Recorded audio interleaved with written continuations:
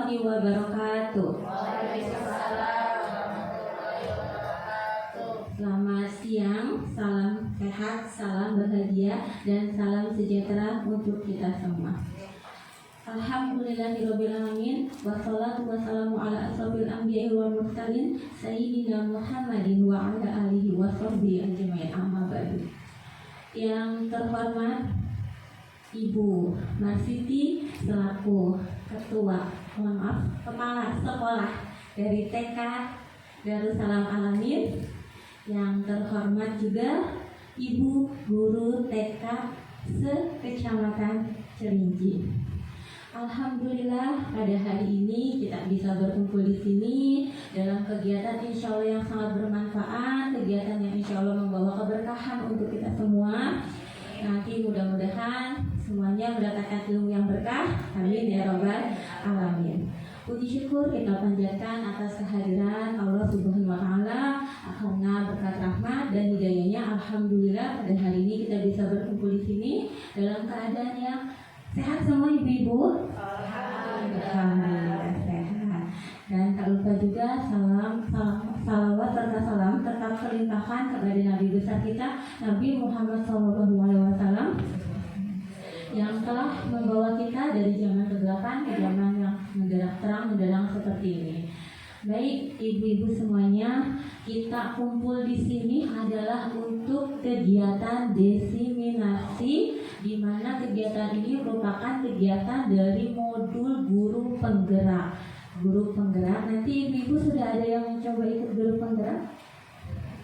Ya nanti di daftar bisa mencoba daftar guru penggerak di angkatan 11. Nanti kita sebelum ibu-ibu yang mau daftar nih akan diimbaskan atau akan diberikan ilmu tentang modul 1.4 dari ibu kita, bunda kita, yaitu Ibu Siti Khadijah yang akan memberikan diseminasi tentang modul 1.4 yaitu budaya positif. Apa itu budaya positif dan bagaimana menerapkan ke siswanya itu akan nanti dipaparkan oleh Ibu Siti Khadijah. Kepada Ibu Siti Khadijah dipersilakan.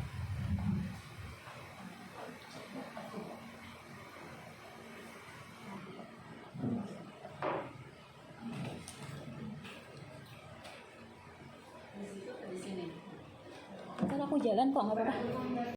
Assalamualaikum warahmatullahi wabarakatuh. Alhamdulillahirrabbilalamin. Allahumma salli ala Sayyidina Muhammad wa ala ali Sayyidina Muhammad. Rabbi syrah li sadri wa yassir li amri wa hlul 'uqdatam min lisani yafqahu qawli. Amma ba'd. Yang terhormat Kepala TK Darussalam Ibu Marsiti, yang terhormat ke pengurus IGTK ada Ibu Wati, yang terhormat Ketua Wilayah 2 dan 3 Ibu Sri, serta para kepala sekolah dan guru wilayah 2 dan 3 yang semoga kita semua dalam lindungan Allah Subhanahu wa taala. Pertama-tama alhamdulillah puji syukur kehadirat Rabbi yang telah memberikan kita nikmat sehat. Alhamdulillah dalam hari ini bisa berkumpul dalam rangka diseminasi namanya ya. Jadi tugas saya untuk berbagi ke teman-teman gitu. Di sini berbagi di sini bukan berarti saya sudah bisa, saya sudah mampu, tapi kita sama-sama masih belajar.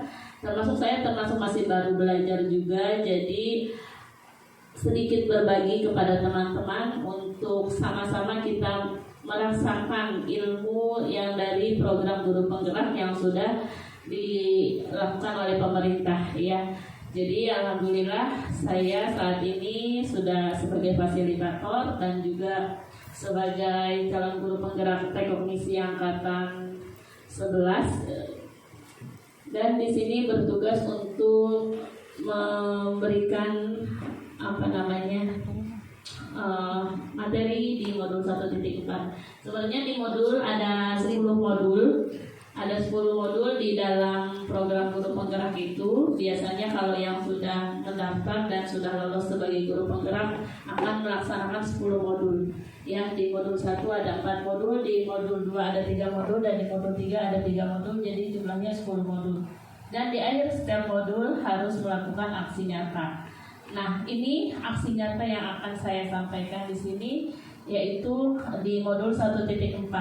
Di modul 1.1 kemarin tentang filosofi pembelajaran Ki Hajar Dewantara.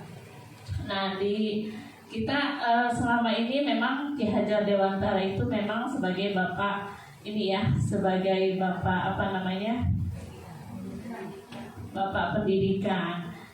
Dan kalau di Jogja itu memang ada tempatnya, jadi ada taman siswa dan juga kampus atau kuliah dari Ki Hajar Dewantara. Kemudian di modul 1.2 ada peran guru penggerak. Kemudian di modul 1.3 itu ada visi dari guru penggerak, dan yang terakhir ada di modul 1.4 budaya positif. Nah, di sini saya sedikit menyampaikan untuk budaya positif.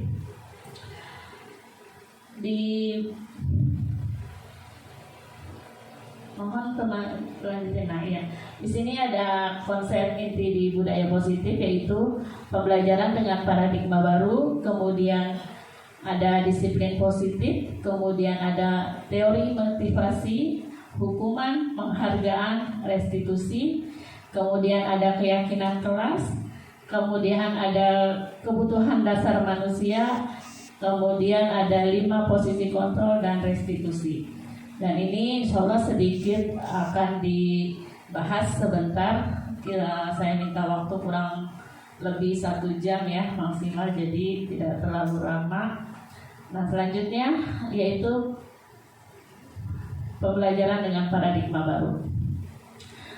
Pembelajaran dengan paradigma baru merupakan pembelajaran yang dirancang berdasarkan prinsip pembelajaran berdiferensiasi, sehingga para peserta didik belajar sesuai kebutuhannya berdasarkan tahap perkembangan sesuai dengan teori psikologi modern untuk mewujudkan profil pelajar Pancasila. Nah, teman-teman di sini ada yang tahukah pembelajaran berdiferensiasi itu apa? Sepertinya sudah pernah loh teman-teman mengikuti kegiatan yang dilaksanakan oleh IGTK. Apa itu pembelajaran berdiferensiasi? Ada yang bisa menjawab? Adakah? Oke. Pembelajaran berdiferensiasi itu adalah, saya pun belum hafal ya, mohon maaf. Hafal maksudnya paham, tetapi untuk kata-katanya. Pembelajaran berdiferensiasi itu adalah pembelajaran yang dikembangkan untuk merespon kebutuhan murid dalam belajar yang berbeda-beda, meliputi kesiapan belajar, minat, potensi atau gaya belajar. Jadi pembelajaran berdiferensiasi itu harus sudah kita lakukan saat ini. Karena biasanya kita, ya nggak semuanya sih, belajarnya sesuai dengan keinginan guru, ya, tidak mengikuti gaya minat dari anak-anak.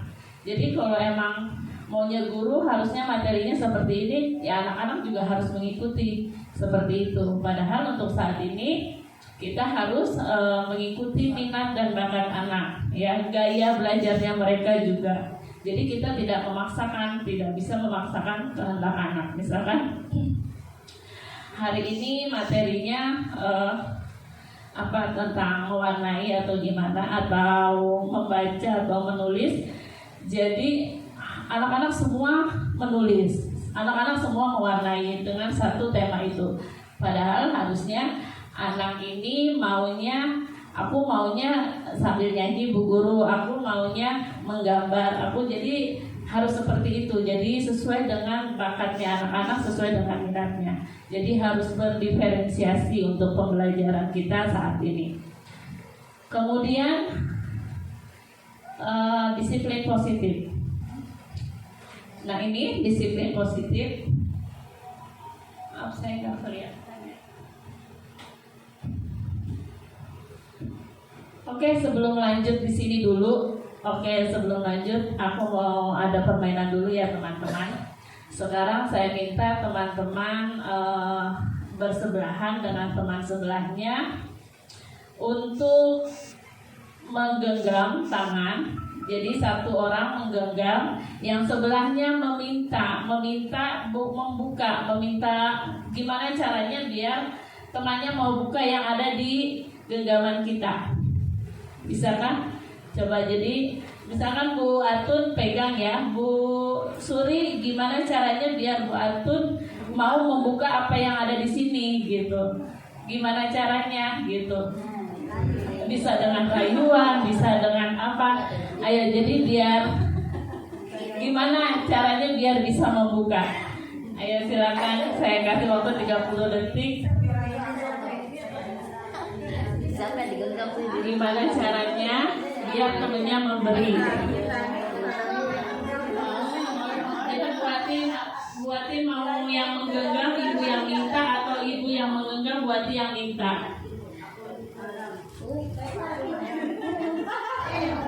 Ya, berarti ibu dari Damai meminta Bu Ati untuk membuka ini, gimana caranya?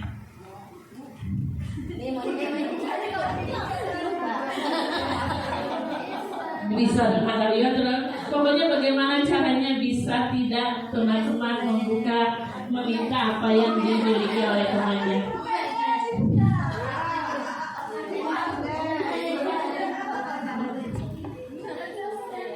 Gimana? Dikritikin? Bisa membuka tidak? Dikritikin? Dirayu bisa terbuka? Coba silakan dirayu. Mau buka enggak? Dikasih hadiah mau buka enggak?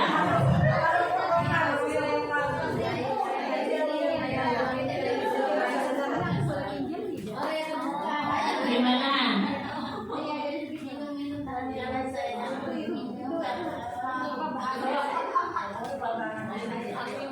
Adakah temannya yang membuka?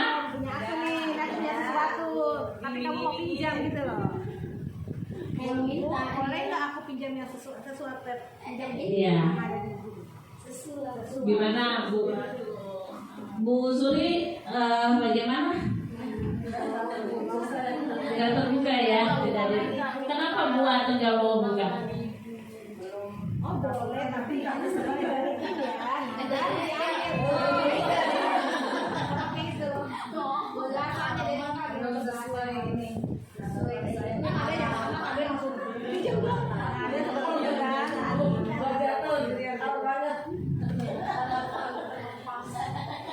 Nah, sekarang oke. Sekarang yang pegang kendali itu siapa? Kita sendiri yang menggenggam kan? Oke. Bagaimana cara memintanya dengan halus itu kan? Iya, berarti kan ada dalam genggaman kita itu ya. Jadi emang kita yang miliki, kita yang pokoknya nggak akan ada yang bisa mengontrol diri kita. Ini yang ada di dalam diri kita. Biar bagaimanapun orang mau minta, ini hak kita gitu, nggak boleh ada yang buka gitu kan. Mau nggak, tapi bagaimana caranya dia bisa Nah, itu? ya itu gimana mempertahankan. Oke, kemudian pertanyaan yang kedua, adakah yang bersedia membuka dan adakah yang bertahan? Adakah tadi? Ada? Diapain? Kok bisa terbuka? Dibujuk lagi. Dikasih rayuan, dikasih teman, akhirnya dibuka ya? Oke.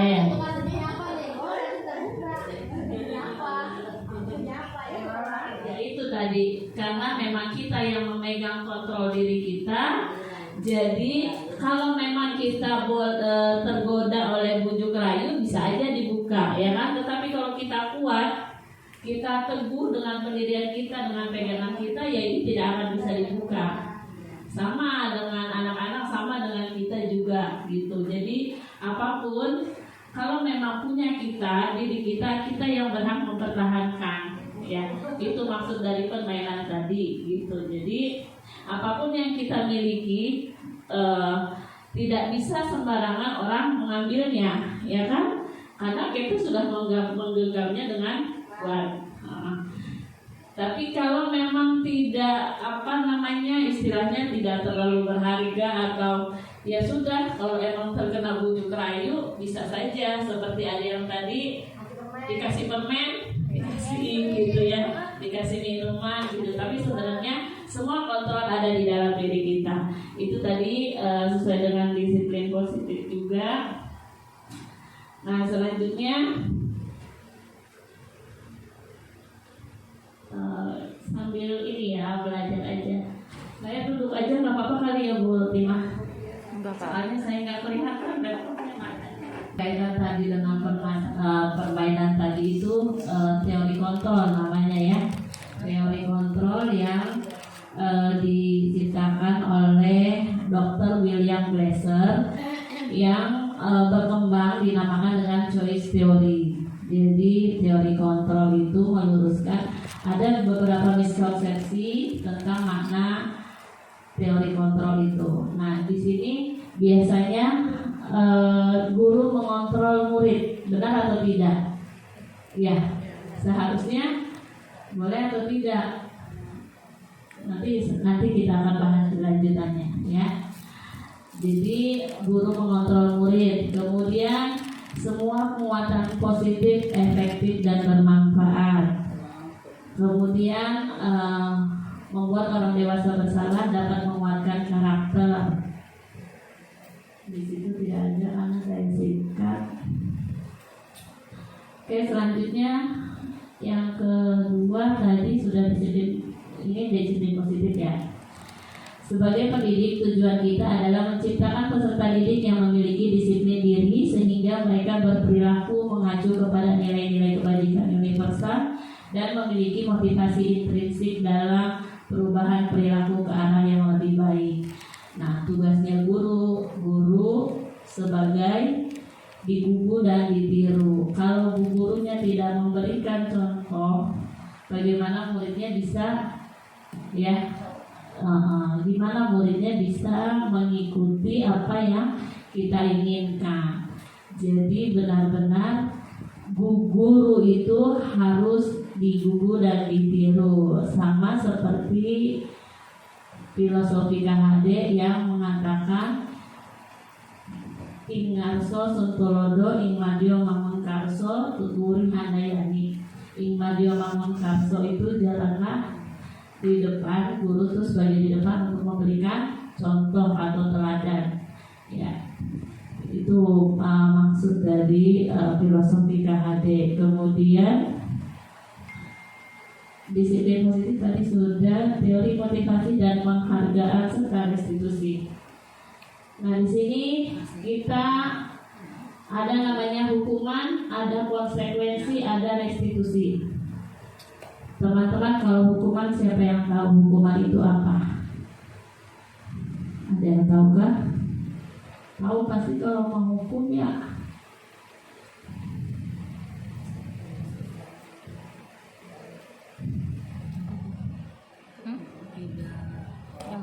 Pernah nggak anak mereka dihukum?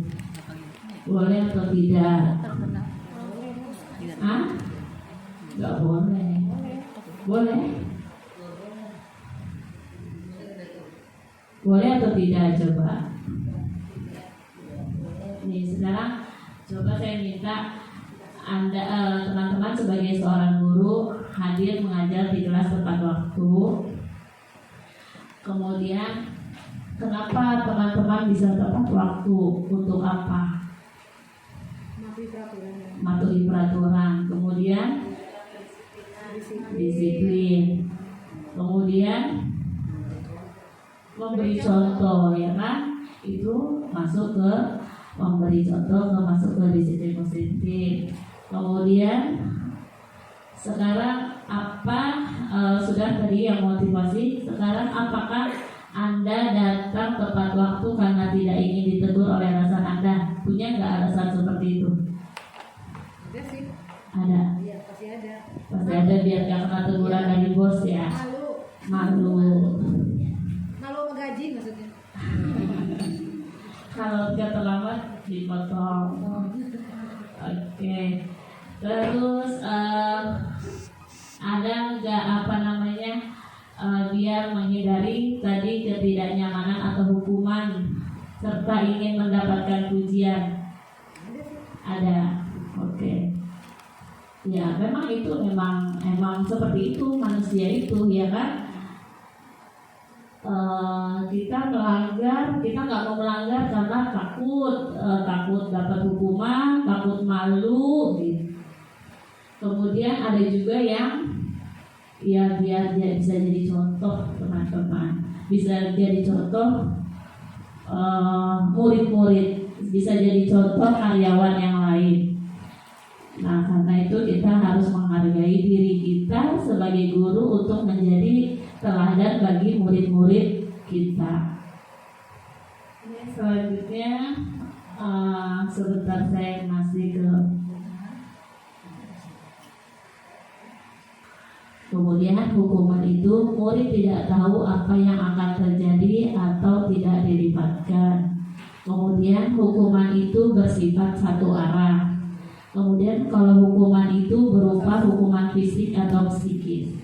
Dan kalau konsekuensi, ini konsekuensi terencana atau disepakati. Kemudian murid tetap dibuat tidak nyaman, sikap guru selalu memonitor murid. Dan yang terakhir yaitu restitusi, proses menciptakan kondisi bagi murid untuk memperbaiki kesalahan, proses kolaboratif yang mengajarkan murid untuk mencari solusi sendiri. Nah, dari 3 teori ini teman-teman lebih terbiasa yang mana? Restitusi? Sudah pernah mencoba restitusi? Sudah pernah mendengar restitusi itu apa?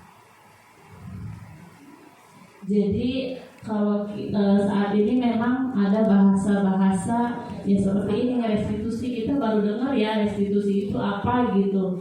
Ternyata sebenarnya kalau restitusi itu kita udah sering melakukan gitu, udah sering melakukan, tetapi kita nggak tahu itu namanya apa gitu, ya kan? Kemudian kalau hukuman sudah biasa dilakukan. Kemudian kayak konsekuensi juga kita sudah punya peraturan dan harus konsekuen sesuai dengan yang sudah kita buat. Nah, kalau restitusi ini menciptakan kondisi bagi murid untuk memperbaiki kesalahan. Biasanya kita tidak memberikan solusi. Jadi untuk restitusi ini murid yang diminta mencari solusinya akibat dari kesalahan yang dia buat, gimana solusinya agar tidak berbuat lagi kesalahan gitu. Ini untuk restitusi namanya. Jadi menciptakan kondisi bagi murid untuk memperbaiki kesalahan. Oke, nanti kita lanjut. Nanti ada praktek restitusi di sini.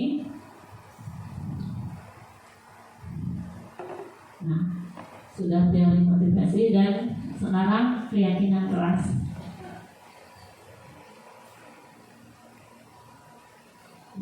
Keyakinan kelas itu bersifat abstrak, kemudian berupa pernyataan universal, kemudian dibuat dalam pernyataan positif, kemudian sedikit saja agar mudah diingat, kemudian sesuai dengan kondisi kelas dan sekolah sehingga mudah diterapkan, dan semua warga sekolah atau warga kelas dilibatkan saat membuat keyakinan kelas. Nah, ini keyakinan kelas bisa kita buat. Anak TK, menurut teman-teman bisa nggak membuat keyakinan kelas? Bisa. Keyakinan kelas bisa dengan peraturan kelas ya, kesepakatan kelas, dan ini keyakinan kelas. Jadi alangkah lebih baiknya setiap saat, mulai sekarang, sebelum belajar kita bersama teman-teman, bersama dengan murid-murid kita itu membuat kesepakatan kelas yang akan menjadi keyakinan kelas. Misalkan seperti apa kesepakatan kelasnya. Nanti ada video-videonya. Kesepakatan kelas, jadi sebelum belajar kita kesepakatan kelas dulu dengan murid-murid. Yang pertama apa? Misalkan sebelum belajar berdoa dulu. Itu kan masuk ke kesepakatan kelas. Kalau dulu namanya mungkin peraturan ya, peraturan kelas atau tata tertib. Tapi sekarang dengan program ini bahasanya tuh lebih ambil ke kesepakatan kelas dan akan menjadi keyakinan kelas. Ya. Kenapa? Misalkan teman-teman apa yang mau kita buat kesepakatan kelas kita hari ini? Misalkan setiap mau ke kamar mandi harus izin dulu. Itu kan berarti semua murid-murid sudah membuat kesepakatan ya, berarti dia kalau melanggar bukan kena hukuman atau sanksi, tetapi diingatkan. Loh, kita kan sudah buat kesepakatan kelas, kita kan sudah buat keyakinan kelas. Jadi ya seperti apa untuk tidak melanggar keyakinan kelas itu. Jadi solusinya seperti apa? Kemudian sama kesepakatan kelas setelah bermain harus dirapikan kembali gitu. Itu kan masuk ke kesepakatan kelas. Dan bisa jadi keyakinan kelas seperti apa? Ya kalau sudah dirapikan pasti kelasnya akan menjadi bersih gitu. Nah, kalau memang anak ada yang melanggar, kita bisa panggil, kita tanyakan gitu. Ditanyakan sesuai dengan kesepakatan kelas dan keyakinan kelas yang sudah kita buat gitu ya. Jadi ini bisa kita laksanakan setiap hari kepada anak-anak didik kita. Gitu, ya. Nah, kemudian sudah jelas teman untuk keyakinan kelas ya. Bisa ya orang sedikit-sedikit aja. Nanti kita buka tanya jawab. Kemudian 5 kebutuhan dasar manusia. 5 kebutuhan dasar manusia. Yang pertama bertahan hidup, makanan, pakaian, tempat tinggal, keamanan dan kesehatan. Ya ini manusia pasti butuh. Ya. Untuk kebutuhan hidupnya. Manusia butuh makan tidak? Butuh pakaian, tempat tinggal, keamanan dan kesehatan. Ya, ini kebutuhan manusia untuk bertahan hidup. Kalau tidak ada makanan, tidak ada pakaian, bagaimana gitu kan? Ya ini untuk bertahan hidup. Kemudian kebutuhan dasar manusia itu kasih sayang dan rasa diterima. Teman-teman sebagai manusia, kita juga sebagai manusia butuh kasih sayang kan? Butuh diterima dimanapun kita berada. Kalau ada yang tidak menerima kita, rasanya seperti apa gitu. Sama murid-murid juga seperti itu. Kalau tidak disayang, tidak diterima, ya rasanya seperti apa kita juga bisa merasakan. Kemudian kebebasan. Di sini ada mandiri, memiliki pilihan, mencoba hal baru, mampu mengendalikan harga dirinya. Ya, itu kebebasan. Murid butuh kebebasan. Dia mau mandiri, mereka punya pilihan. Mereka mau mencoba hal yang baru. Jadi kita sebagai orang dewasa tidak bisa memaksakan kehendak kita. Ya.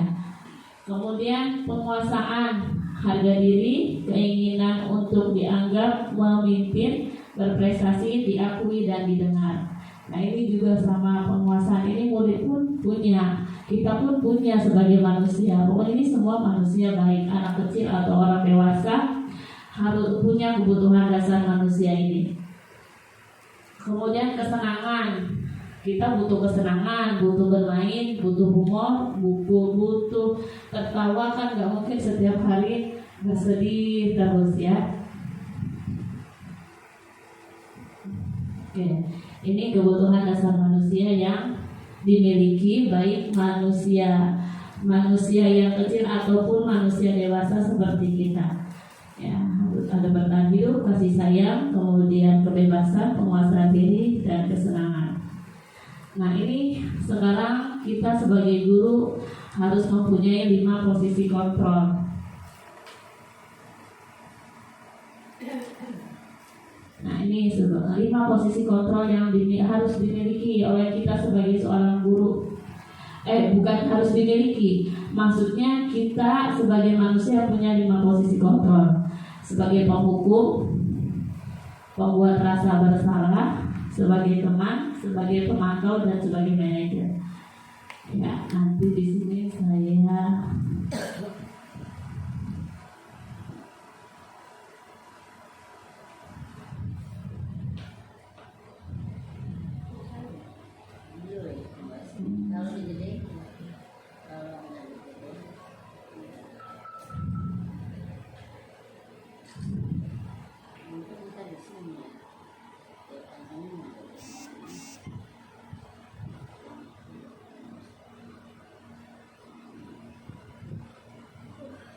buat Minta tolong PA Budiman.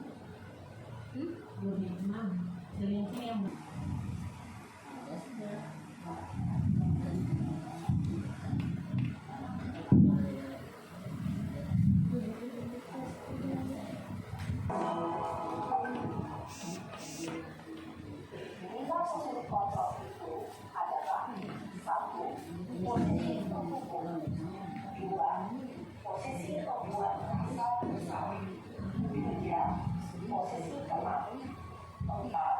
posisi pemantau atau monitor, dan 5 posisi manajer.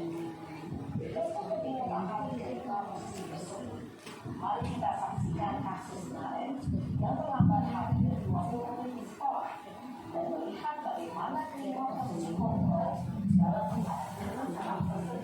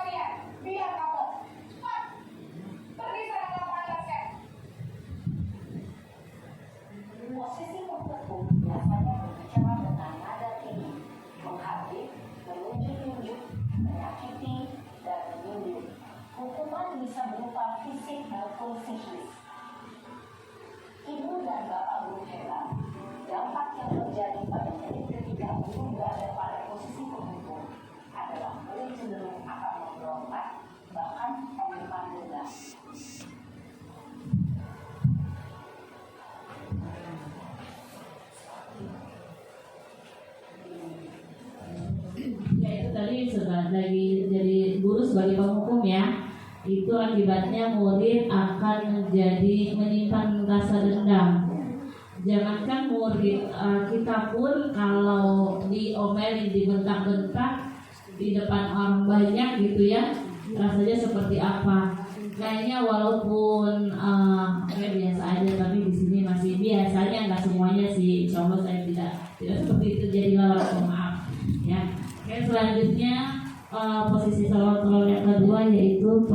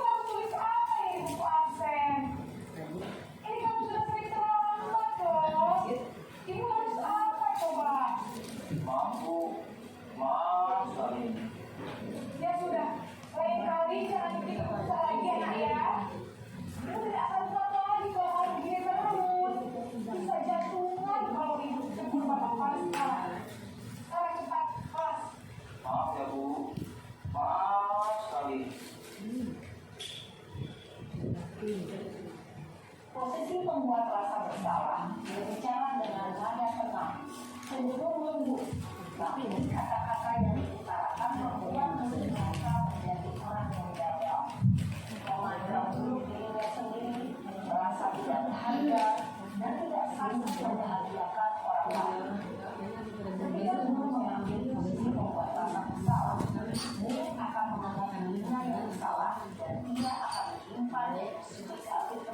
dalam dirinya.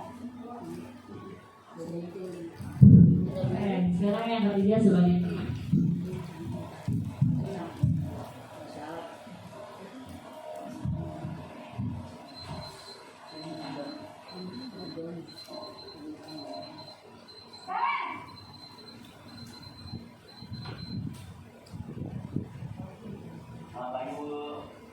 Wah, sudah jam berapa ini nak? Terlambat lagi ya sayang. Iya Bu, habis ibu saya rumah bangunkan saya Bu. Kamu malah menyalahkan ibu kamu. Kamu bukannya anak yang larinya paling kencang. Kok terlambat sih? Iya Bu, saya memang lambat bangun tadi. Sebagai teman. Jadi biarpun saya lincah, tetap gak senja Bu.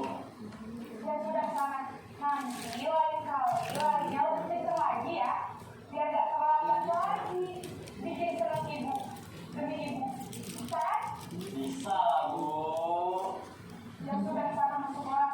Ibu beresin urusan absen kamu. Kamu ini ada-ada saja.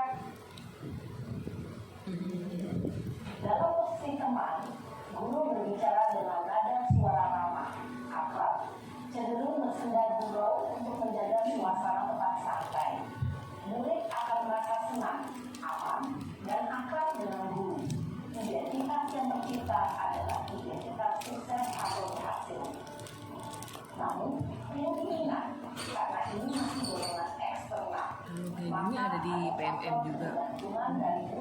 Materi modul-modul ini ada di PMM beda ya. Sehingga selain waktu, murid bisa berperilaku baik, namun hanya kepada orang-orang tertentu saja. Sebagai teman juga enak sih, jadi nggak nyakitin, cuma ya begitu. Jadi dianggap sebagai teman sama satu orang aja ya. Oke, selanjutnya makal. Dilihatin aja deh. Cuy. Nah, apa peraturan sekolah kita tentang jam berapa kita harus masuk sekolahnya? Kita harus di sekolah jam 7 Bu. Iya belum. Sekarang sudah jam 7.20. Kalian sudah tahu konsekuensinya jika melanggarkannya. Paham Bu, saya harus tinggal kelas pas jam istirahat selama 20 menit.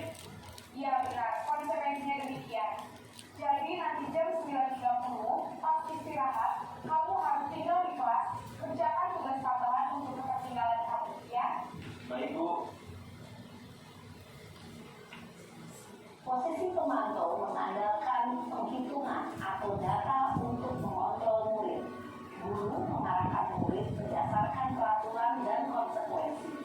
Seorang pemantau menunjukkan bahasa tubuh dan ekspresi wajah yang datar dan cenderung formal. Yang terakhir sebagai posisi manajer.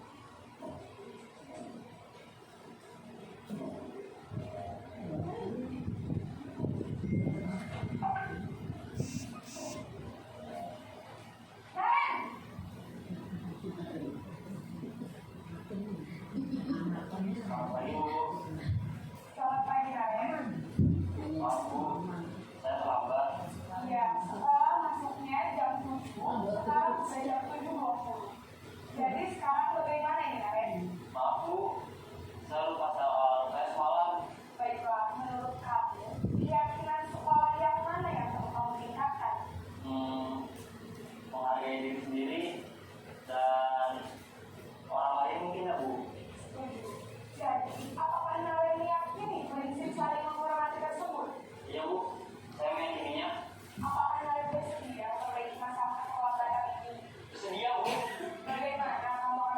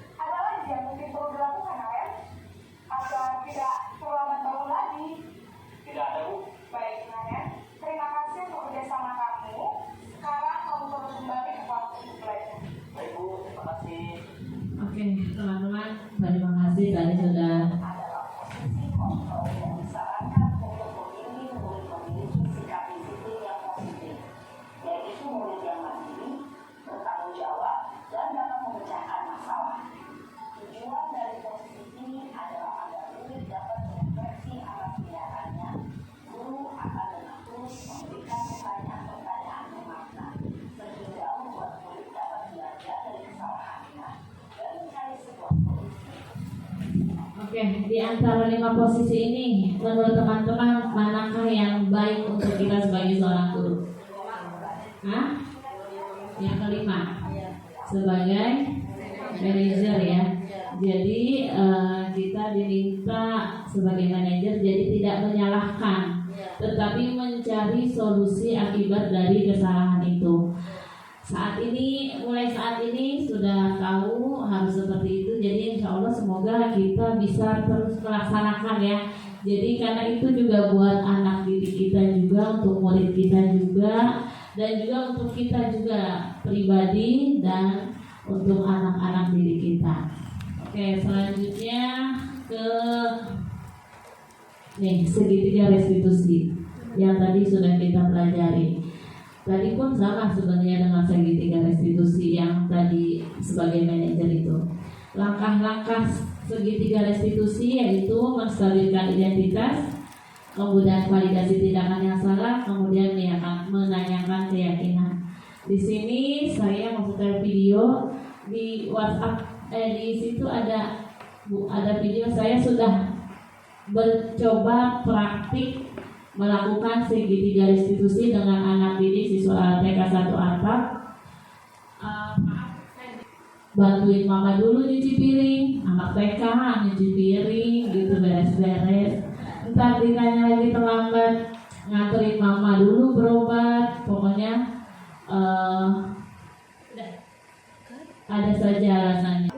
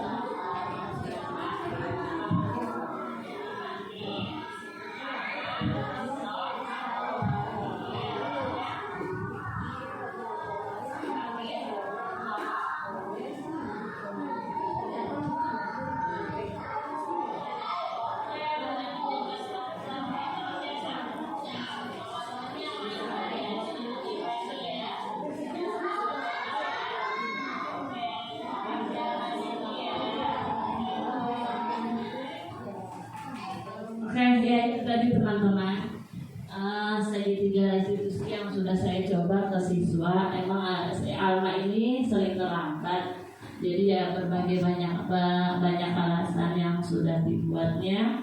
Dan terakhir sebelum melaksanakan restitusi terlambat karena dia tadi katanya muntah dulu, jadi harus apa gitu pokoknya jadinya.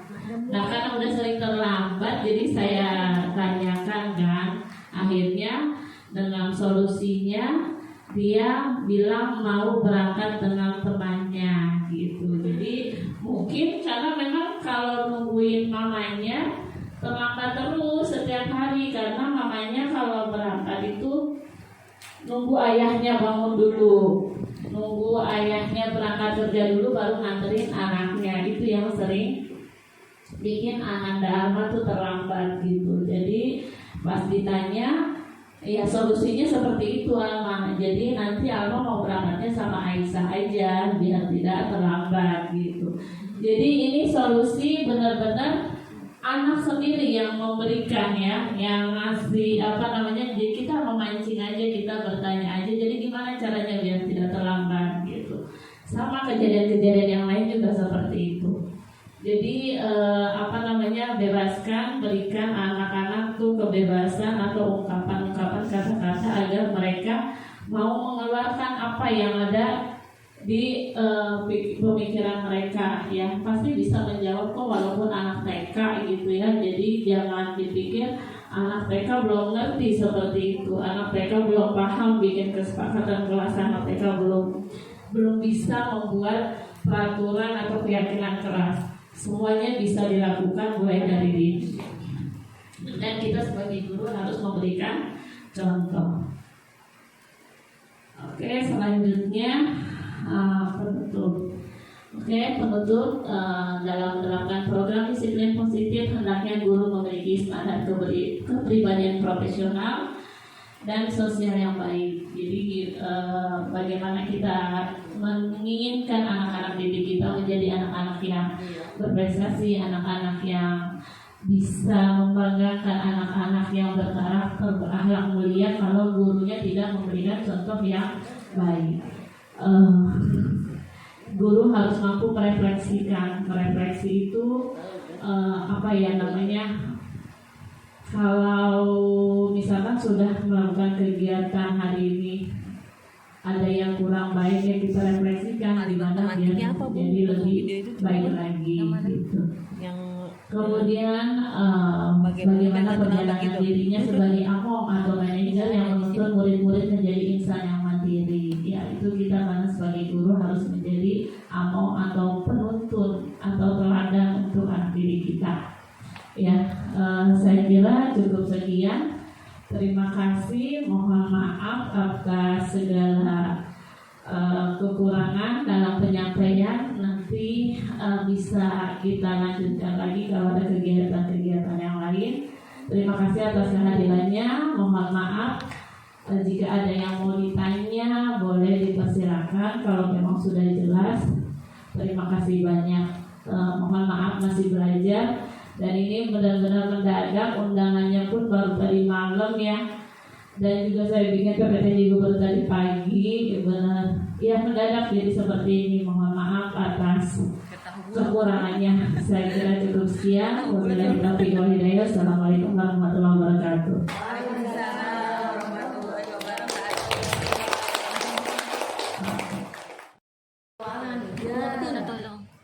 Saya sih berharap di wilayah ini ada yang ikut guru penggerak ya, gurunya atau kepala sekolahnya gitu.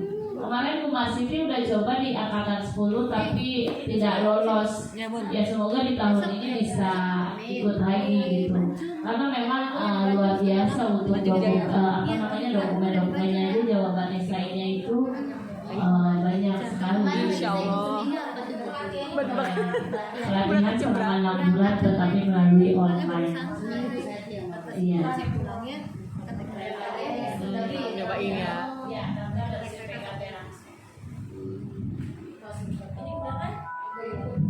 Itu katanya sudah disetel dulu, mau lihat dulu. Oh, masa sih?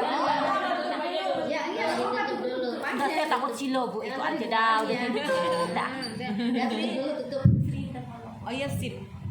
Siap. Satu lagu ya. Satu lagu, oke siap. Alhamdulillah hari ini kita telah menyaksikan diseminasi dari Ibu Siti Khadijah tentang budaya positif, di mana dalam kegiatan tadi kita sudah dijelaskan sama Ibu Siti Khadijah tentang 5 dasar kebutuhan manusia, 5 posisi kontrol, segitiga restitusi. Semoga apa yang telah beliau sampaikan kepada kita menjadi ilmu yang bermanfaat untuk kita, ilmu yang berkah untuk kita semuanya, dan bisa diterapkan di sekolah kita masing-masing. Amin ya robbal alamin. Dan tadi juga ada pesan juga dari Bu Khadijah. Mudah-mudahan setelah kegiatan diseminasi ini, ibu-ibu semua bergerak dan menggerakkan dan mau mengikuti program guru penggerak di angkatan 11.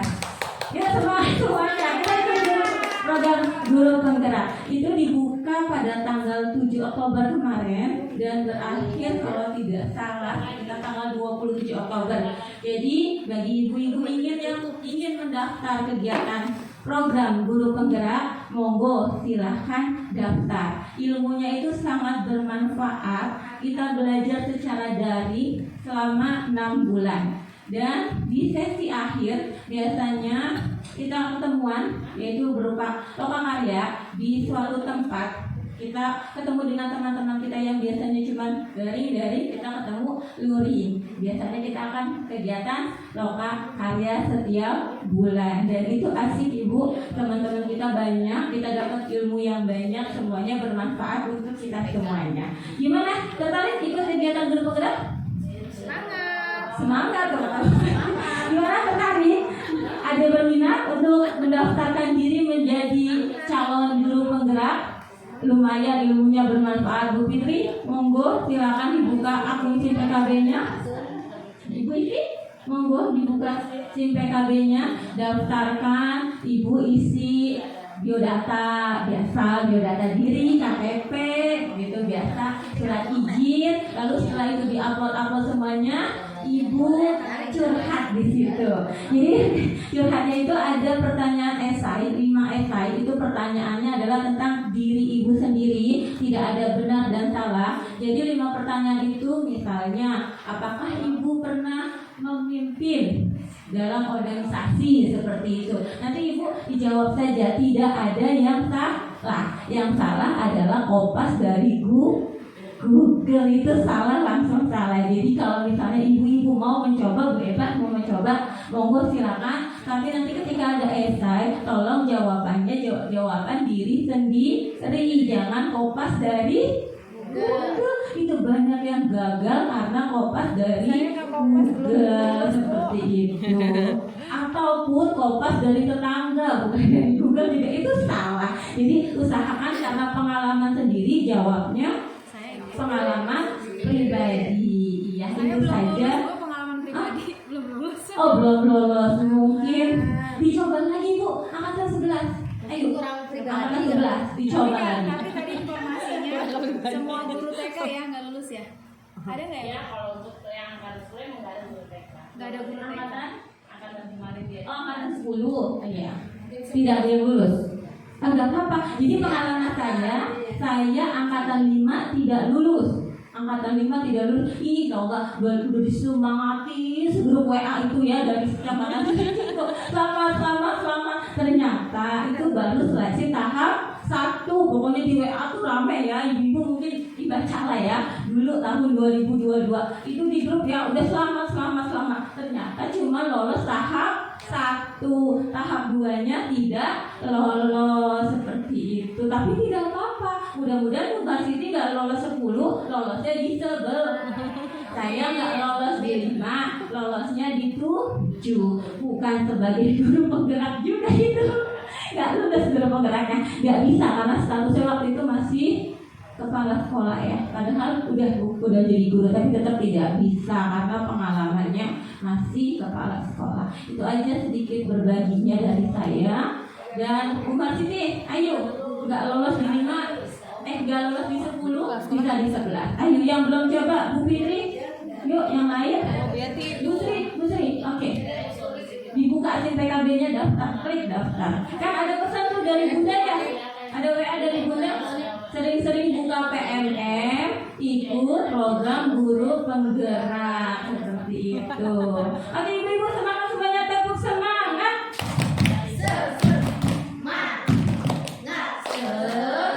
Oke, semangat, alhamdulillah. Baiklah, kita akhiri pertemuan kali ini dengan membaca hamdalah. Alhamdulillahirobbilalamin. Saya sebagai pembawa acara mohon maaf jika ada kata-kata yang kurang berkenan. Saya akhiri. Wassalamualaikum warahmatullahi wabarakatuh.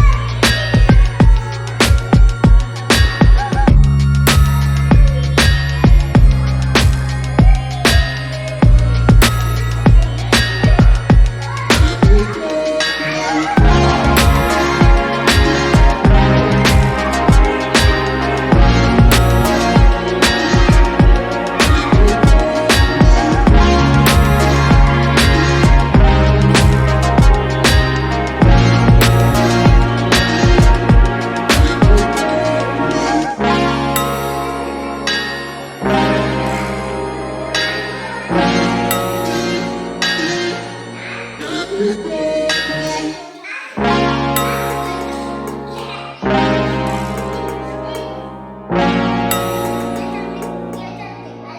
dia cantik.